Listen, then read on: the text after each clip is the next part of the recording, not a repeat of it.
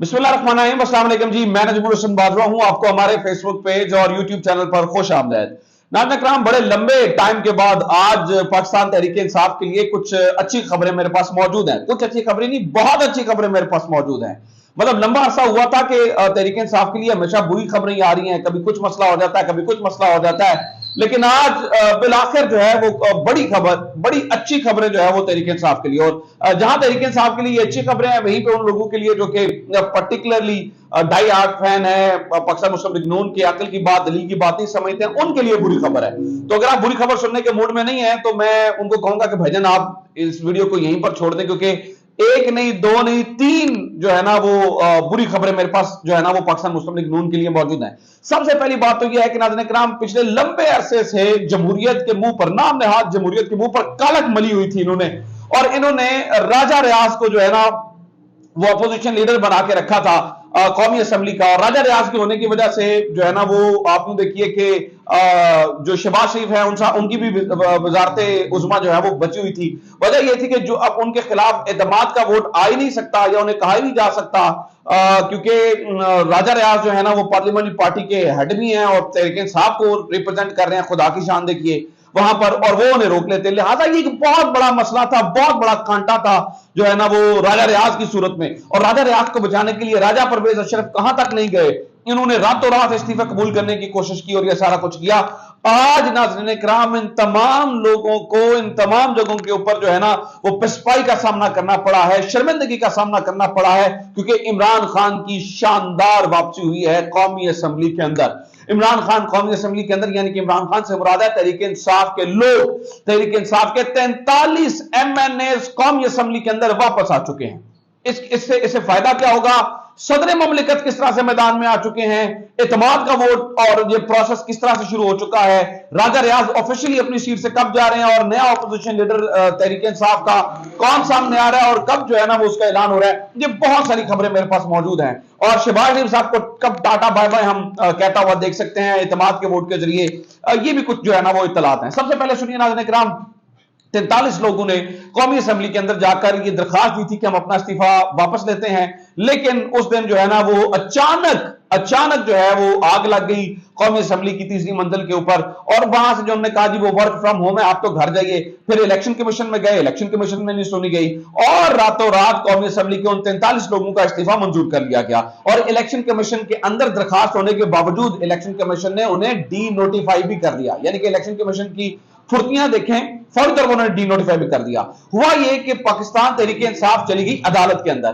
पाकिस्तान तहरीक इंसाफ की अदालत के अंदर जाने का मकसद यह था कि ये 43 लोग जो बजाते खुद कह रहे हैं कि हम इन्हें इस्तीफा वापस देना चाहते हैं, जो स्पीकर हैं वो किस तरह से इस इस्तीफे को एक्सेप्ट कर सकते हैं। इन्हें पता था कि इन्हें शर्मिंदगी का सामना करना पड़ेगा, लेकिन नाज़रीन इकराम इन्होंने ढिठाई दिखाई। आज अदालत ने, लाहौर हाई कोर्ट की जानिब से यह हुक्म आया है कि जो स्पीकर ने इस्तीफे कबूल किए हैं उनको मुअत्तल किया जाता है।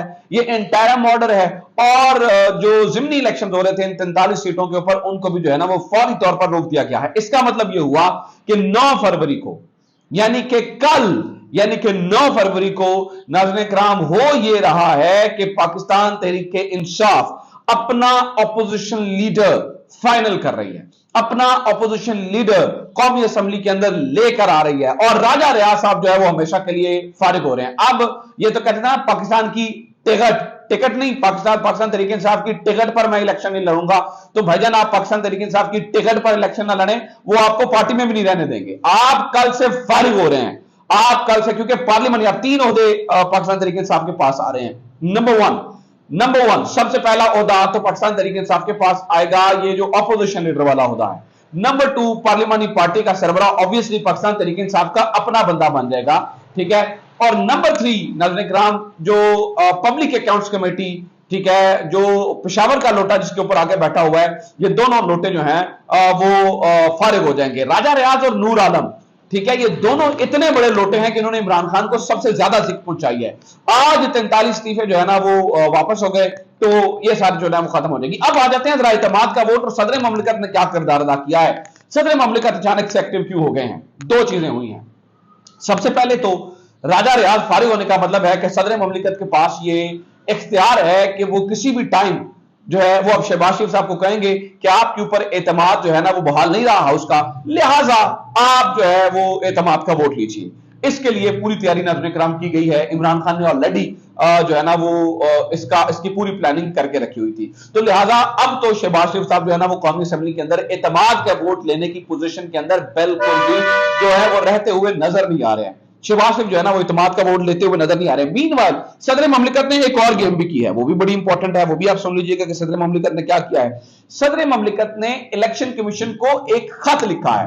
अब पहली बार हुआ है कि सदर ममलिकत अब जो है ना वो एक्टिव हो गए हैं, क्योंकि सदर ममलिकत ये देख रहे थे। मेरी कल भी पाकिस्तान तहरीक इंसाफ के एक सीनियर बंदे के साथ बात हुई, जिसमें मुझे उन्होंने बताया कि जो मुज़ाकरात हैं वो सदर ममलिकत के जरिए ही जारी हैं। सदर ममलिकत पाकिस्तान सदर आरिफ अलवी ही इन मुज़ाकरात को कर रहे हैं और इन मुज़ाकरात को लेकर जो है ना वो चल रहे हैं। ठीक है, तो सदर ममलिकत जो है वो अब वो मुज़ाकरात की वजह से सदर ममलिकत है खामोश। अब उन्होंने इलेक्शन कमीशन को, एक चीफ इलेक्शन कमिश्नर को खत लिखा और उसमें उन्होंने क्या कहा है।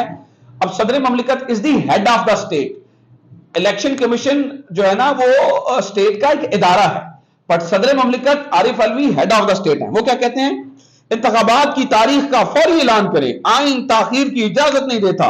इलेक्शन कमीशन इलेक्शन एक्ट 2017 के मुताबिक सूबाई असेंबलियों के इंतखाबात की तारीख का फौरी ऐलान करे, यानी कि फौरी तौर पर जो है ना वो ऐलान करने के लिए कह दिया गया है और फौरी तौर के ऊपर जो है ना वो कहा गया है कि आपने ऐलान करना है। सो नंबर 1 इमरान खान की वापसी, नंबर 2 शहबाज शरीफ के लिए एतमाद के वोट लेने के लिए प्रोसेस शुरू, और नंबर 3 एक और बुरी खबर मेरे पास, जैसे मैंने कहा था ना कि 3 बुरी खबरें पाकिस्तान मुस्लिम लीग नून और उनके चाहने वालों के लिए मेरे पास हैं। इनके फेवरेट इस वक्त के वज़ीर आला पंजाब जनाब मोहतरम मोहसिन नकवी साहब, वो भी शिकंजे में आ गए हैं। वो किस तरह से आ गए हैं, इनके इख्तियारात के हवाले से दरखास्त जो है ना वो ज़ेरे समाअत थी। ठीक है, आज उसके ऊपर लार्जर बेंच जो है ना वो बना दिया गया है। जो है ना वो इसके ऊपर जो है ना वो फैसला हो रहा है। तो नाज़रीन किराम इसके ऊपर जो है ना वो पाकिस्तान तहरीक इंसाफ भी पिटीशन लेकर आई हुई थी और इन सारी चीजों को जो है ना वो देखा जा रहा था। तो एक तरफ जो है ना वो सदर ममलिकत अपनी जो है ना वो गेम करने के लिए तैयार हैं। इमरान खान अपना फैसला कर चुके हैं, इमरान खान ने अपने जो है ना वो चाल चल दी है, इमरान खान जो है ना वो लेकर आए हैं। तो यानी कि 43 लोग जो है ना वो एक तरफ से आ रहे हैं और सदर ममलिकत जो है ना वो यहां से जो है ना वो इत्तेमाद के वोट के लिए कह रहे हैं, और तीसरा जो है ना वो मोहसिन नकवी साहब जो है वो फंसते हुए जो है ना वो नजर आ रहे हैं। तो ये अब तक की अपडेट्स हैं, ये अब तक इन्फॉर्मेशन है। मुझे लगता है कि आपके लिए वीडियो इन्फॉर्मेटिव रही होगी। वीडियो को ज्यादा शेयर करें, चैनल को सब्सक्राइब जरूर करें, और आपका फीडबैक मेरे लिए बहुत इंपॉर्टेंट है। फीडबैक को जो है ना वो आप देने के लिए कमेंट कर सकते हैं। फेसबुक पे देख रहे हैं तो पेज को फॉलो जरूर किया करें। अपना ख्याल रखिए। खुदा हाफिज। पाकिस्तान जिंदाबाद।